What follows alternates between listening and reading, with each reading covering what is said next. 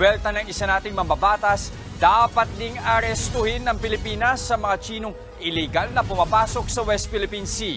Nasa frontline ng balitang yan, si Gio Robles.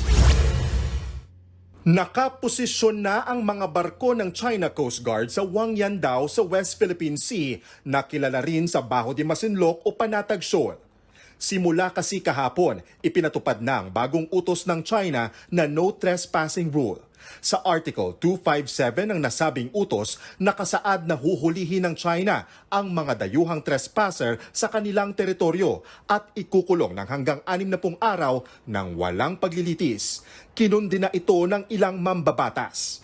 Ayon kay Surigao del Norte Representative Robert Ace Barbers, oras na para ipatikim din natin sa China ang kanilang mga ginagawa. Arestuhin din daw natin ang mga Chinese trespasser sa Exclusive Economic Zone ng Pilipinas.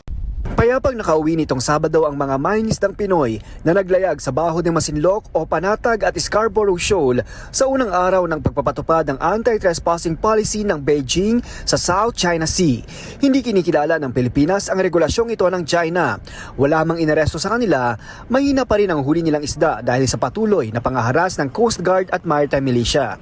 Ayon sa mga mangingisda, sira na ang ilang mga payaw na inilagay nila sa ilalim ng dagat. Marami na po silang mga sinagasaan at naputol-putol na po yung ilan. At ang report po sa atin, hindi lamang po sa 10 yung naputol ng mga payaw malapit po sa Baho de Masinloc na sinasagasaan po ng kanilang mga barko.